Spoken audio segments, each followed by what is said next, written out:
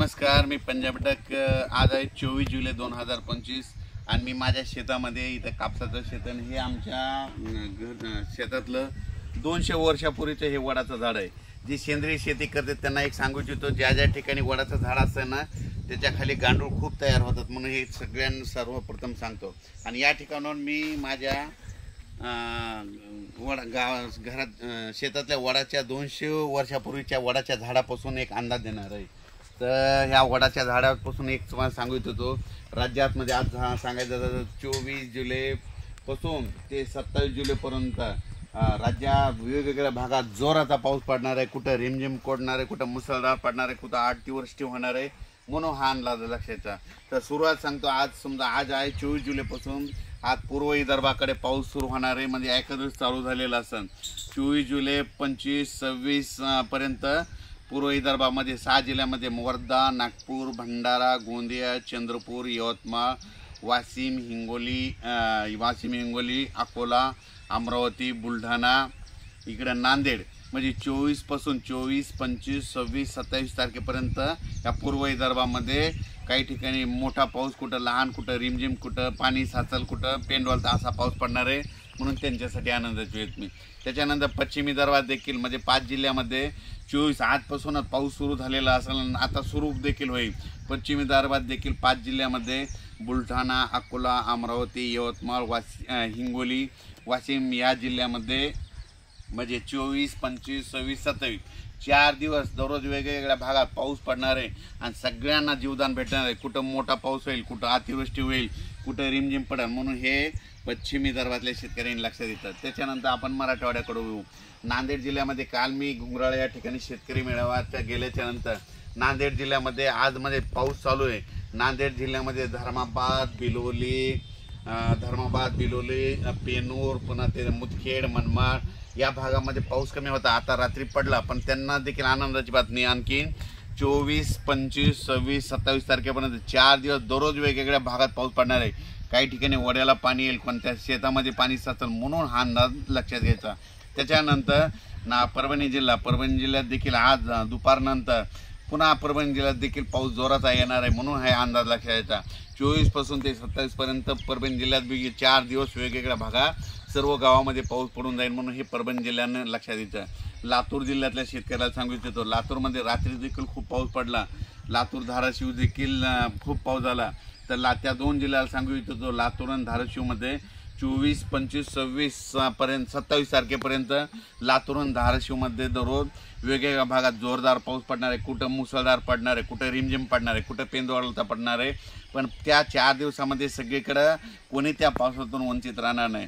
त्याच्यानंतर बीड जिल्हा, जालना जिल्हा आणि संभाजीनगर या 3 जिल्ह्यामध्ये सांगू इच्छितो की आज 24, 25, 26, 27 पर्यंत आपलं बीड जिल्हा, जालना जिल्हा, संभाजीनगर जिल्ह्यामध्ये दररोज म्हणजे 24, 25 या 4 दिवसामध्ये वेगवेगळ्या भागात पाऊस पडणार आहे, पण सगळ्या पिकांना जीवदान ठरणार आहे। काही शेतामध्ये पाणी साचल, वड्याला पाणी येईल, कुठं पूर येईल, म्हणून अशी परिस्थिती या 3 जिल्ह्यामध्ये राहणार आहे।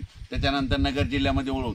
नगर जिल्ह्यामध्ये काय झालं, पाऊस पडलेलाच नाही, म्हणजे कमी पडला आहे, तर ते शेतकऱ्याचे फोन येतात मला पाऊस नाही, तर त्यांच्यासाठी आनंदाची बातमी सांगतो। आज दुपारनंतर तुमच्या ठिकाणी नगर या ठिकाणी खूप ठिकाणी वेगवेगळ्या भागामध्ये दुपारनंतर पाऊस सुरू होईल, पण तुमच्या भागामध्ये आयल्यानगरमध्ये म्हणजे 24, 25, 26, 27, 28 पर्यंत वेगवेगळ्या भागात पाऊस पडेल आणि तुमच्या देखील पिकाला जीवदान ठरणार आहे, म्हणून हे लक्षात घ्यायचं।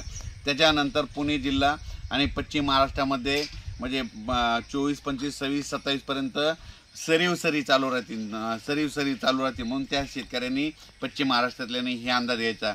त्याच्यानंतर आता आपण वळू सगळ्यात महत्त्वाचं उत्तर महाराष्ट्रामध्ये धुळे जिल्हा, नंदुरबार जिल्हा, इकडं लासूर, इकडं जळगाव, पारोळा यावल या भागामध्ये काय झालं, शेतकऱ्याचे फोन आले, आमच्याकडं पाऊस नाही, जवळपास 15-20 दिवस झालं, काही भागात पडायला आणि काही भाग सुटलेला आहे। तर त्यांच्यासाठी त्या आपलं धुळे जिल्हा, जळगाव जिल्हा, नंदुरबार या 40गाव या तालुका या भागातल्या शेतकऱ्याला सांगतो की आज 24 तारखेला म्हणजे बऱ्याच ठिकाणी पाऊस सुरू होईल। 25ला आणखीन थोडा वाढणार आहे, 26ला जास्त वाढेल आणि 26, 27ला मात्र तुमच्या इकडे चांगला रिमझिम पाऊस पिकाला पडणार आहे, म्हणून या उत्तर महाराष्ट्र खानदेशल्या शेतकऱ्यांनी हा अंदाज लक्षात घ्यायचा। त्याच्यानंतर आपण इकडं वळू, खानदेशाकडे वळू, जळगावकडे वळू. जळगावकडल्या शेतकऱ्याला सांगू इच्छितो आणि जळगावच्या घाटाच्या खाल्ल्या शेतकऱ्याला सांगू इच्छितो. टुणकी ते नांदुरा त्या भागात देखील काही भागामध्ये घाटाच्यावर बुलढाण्याकडे पाऊस झाला आणि खाली झालेला नाही. तर त्यांना देखील सांगतो ह्या 4 दिवसामध्ये 24, 25, 26, 27 जुलैपर्यंत चांगला पाऊस पडणार आहे, म्हणून हा अंदाज लक्षात घ्यायचा. पण राज्यात मात्र या म्हणजे आता ह्यामध्ये 27 तारखेपर्यंत कोणी याच्या पावसात वंचित राहणार नाही. सगळीकडे पाऊस पडून जाईन, सगळ्याला जीवदान ठरणार आहे. त्याच्यानंतर 28 तारखेपासून राज्यातला पावसाचा जोर ओसरणार. 29 तारखेला परत पूर्व विदर्भ, पश्चिम विदर्भाकडे चांगलं ऊन पडणार, म्हणून शेतीचे कामे करून घ्यायला काही हरकत नाही, म्हणून हे अंदाज लक्षात घ्यायचा. त्याच्यानंतर हे पाऊस गेल्याच्या नंतर 28 तारखेच्या नंतर पाऊस विश्रांती घेतल्याच्या नंतर 28 जुलैच्या नंतर विश्रांती घेतल्याच्या नंतर मग ऑगस्टच्या मात्र दुसऱ्या आठवड्यात पाऊस येणार आहे. मग शेतकऱ्यांनी तोपर्यंत 10-12 दिवसामध्ये शेतीचे कामे करून घ्या. म्हणजे 28 जुलैपर्यंतच पाऊस आहे. त्याच्यानंतर 10-12 दिवसानंतर परत काय होणार आहे, थोडी विश्रांती देईल शेतकऱ्याला कामं करण्यासाठी. आज जर हे पाऊस नाही थांबला तर हे सगळे जे एवढं पीक आलेलं आहे ना, हे कापसं इतक्या पावसानं आमच्याकडले उंबळत आहेत, म्हणून हे लक्षात घ्यायचं. आणि अचानक वातावरणात बदल झाला तर लगेच एक मेसेज दिला जाईल. हे आहे आपला 3x1चा कापूस. 3x1 वर एकदाच खत दिलेला, परत खत देणार नाही. आता याची वाढ बंद करणार आहे. जमलं तर काय करणार आहे, एक तर लिव्हरशीन मारणार आहे किंवा चमत्कार मारून कल्टर मारून याची वाढ बंद करणार आहे, म्हणून हे लक्षात घ्यायचं. आणि या कापसाला 2 फवारण्या केलेल्या आहेत, 3 फवारण्या झालेल्या आहेत. सुरुवातीला काय केलं तर हुमिक जेल एक मारलं होतं, चॅलेंजर एक मारलं होतं. त्याच्यानंतर BSF कंपनीचं सेपिना देखील मारलेलं होतं. हे असा प्लॉट आहे आणि याला 3 फवारण्या झालेल्या आहेत.